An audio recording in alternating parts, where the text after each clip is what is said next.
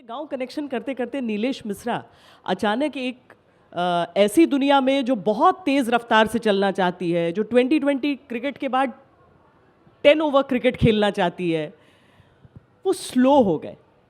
ये स्लो की कहानी ज़रा सुनाइए, ये क्या हुआ?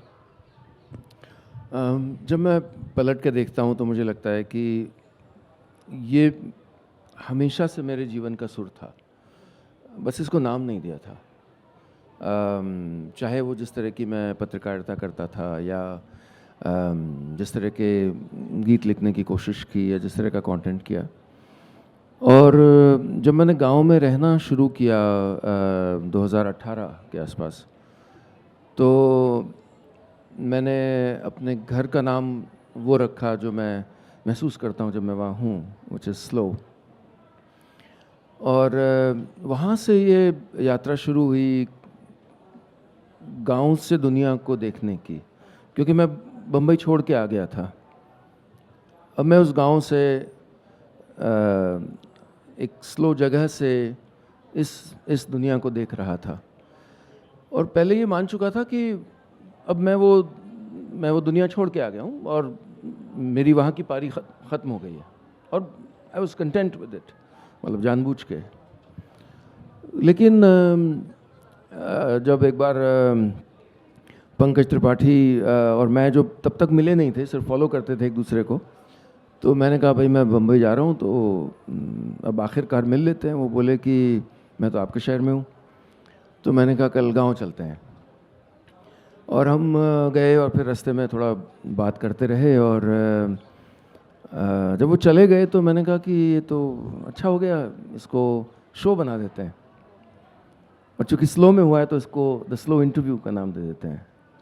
और जब वो शो शुरू हुआ और चलने लगा, और जिस तरह की बात उसमें होती थी वो वैसी ही थी जैसे अगर आप मेरे घर कभी आएंगी और हम जब इत्मीनान से जो बातें करेंगे। और अचानक मैंने रियलाइज़ किया कि असल में लाखों लोग इसी तरह से सोच रहे हैं, यही बातें करना चाहते हैं, यही आत्म साक्षात्कार करना चाहते हैं। और वहाँ से एक वे ऑफ लाइफ इवॉल्व होनी शुरू हो गई। फिर कोविड आ गया। कोविड में मैंने बैठ के इसको थोड़ा सा स्ट्रक्चर किया, क्योंकि मैं अनाड़ी हूँ इस सब मामलों में। मैं अपने आप को फेल्ड एंटरप्रेन्योर कहता हूँ। तो मैंने फिर स्लो के को डिफ़ाइन किया, एक बड़ा सा डॉक्यूमेंट लिखा कि स्लो है क्या, और स्लो का पॉइंट ऑफ व्यू क्या है दुनिया पे। और उसके बाद उसको 3 वर्टिकल्स में बांटा, slow content, slow products and slow experiences.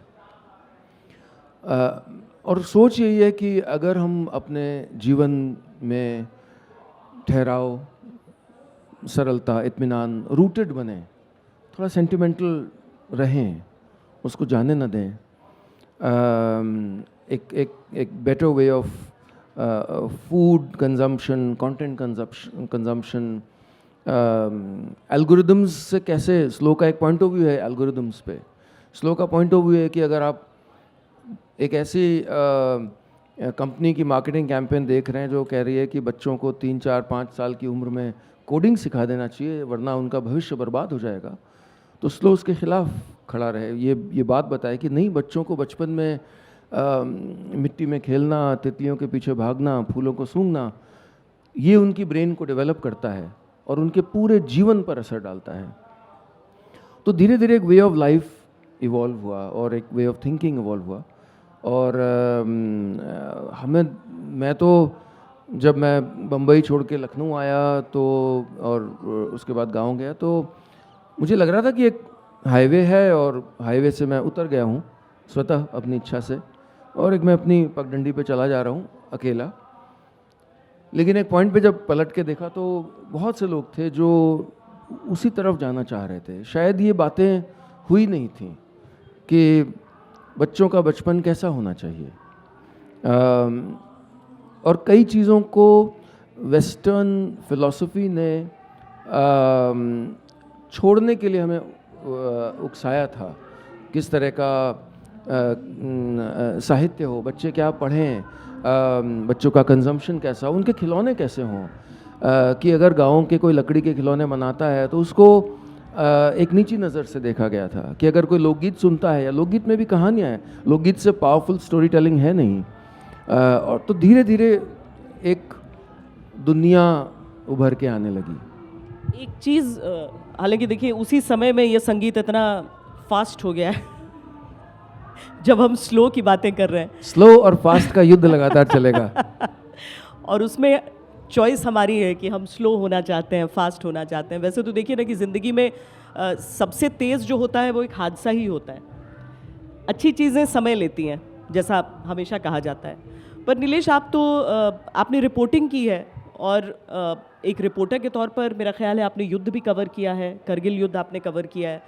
आपने वो पूरा पेस जिसे कहा जाता है कि मतलब डेडलाइंस के साथ काम करते हैं हम सब, यानी कि वो उस तेज़ी के साथ काम करते हैं, तो ये उससे उकताना था, या ये शुरू से जैसा हम सब जब शहर आते हैं, हर इंसान की जड़ें कहीं ना कहीं अपने गांव से जुड़ती हैं, और हम जब शहर आते हैं तो सोचते हैं कि हम आखिर में जाकर बसेंगे, बसता कोई नहीं है। मुझे लगता है बहुत हिम्मत चाहिए गांव में वापस जाकर बसने के लिए। ये हिम्मत रही आपकी? आप उकता गए? क्या हुआ आपके साथ? मैं दो फ्रेजेस यूज़ करता हूँ अपने और अपने साथियों के बारे में। एक है ग्रेसफुल कॉन्फिडेंस और एक है हम्बल ऑडेसिटी। एक विनम्र तरीके से आप अगर अपनी बगावतें करें, छोटी बड़ी लगातार। अब मैं 3 साल पहले गोवा चला गया, अपनी बेटी की शिक्षा के लिए गया हूँ। उन कारणों के लिए नहीं गया जिन कारणों के लिए लोग गोवा जाते हैं। मैं इसलिए गया क्योंकि मुझे लगता है कि बच्चों को एक टैक्टाइल, एक उसको टच कर सकें, महसूस कर सकें, प्रकृति के बीच में रहें, ऐसा बचपन मिलना बहुत बहुत आवश्यक है। और मुझे खुशी है कि जो मैं अपने कॉमन सेंस में बोल रहा हूँ वो न्यूरोलॉजिस्ट्स, वो एक्सपर्ट्स, ग्लोबल एक्सपर्ट्स उसको बैक करते हैं। जो लोग ऐसे शहरों में रहते हैं जहाँ पर ज़्यादा हरियाली दिखती है, उनका स्टेट ऑफ माइंड, उनका ब्रेन, और जो ऐसे रहते हैं जो पत्थर के इमारतों के बीच रहते हैं, उसकी स्टडीज़ किए गए। तो मुझे लगता है कि मैं बचपन से मेरे माता पिता ने, आप तो गई हैं हमारे गांव के स्कूल, जब से स्कूल बनाया था मुझे लग रहा है उन्होंने हमारा गांव कनेक्शन वहीं से शुरू कर दिया था। हम जब माता और पिता की बातें फ़ोन पे सुनते थे कि पिता शहर में हैं हमारे साथ नैनीताल में, और वो हम आटा गूंद रहे हैं, वो रोटियां बना रहे हैं, और माँ स्कूल में हैं, वो स्कूल चला रही हैं बहुत मुश्किलों के बावजूद, तो वो वर्किंग वुमन थी, और फादर ऑफ कोर्स प्रोफेसर थे, बट वो माँ और पिता दोनों की जिम्मेदारी कर रहे थे। तो बातें हमेशा गाँव की होती थी, हमेशा।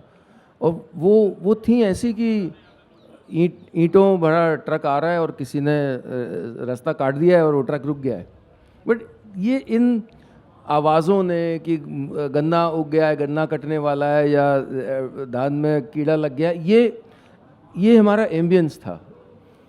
तो जब मैं पत्रकारिता में आया तो बहुत मुझ में ललक थी कि मैं गांव के बारे में लगातार लिखूं, और गांव को एक नॉर्मल जगह की तरह तो देखूं, एक स्टीरियोटाइप की तरह ना देखूं।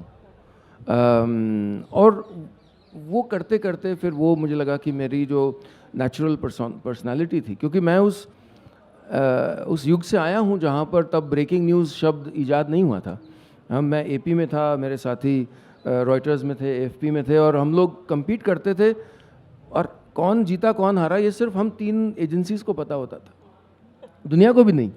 और आप पलट के देखो तो कितना मीनिंगलेस था वो, उसका क्या मतलब था कि आपने 1 मिनट पहले करगिल युद्ध में फलाना की स्टोरी ब्रेक कर दी। It meant nothing.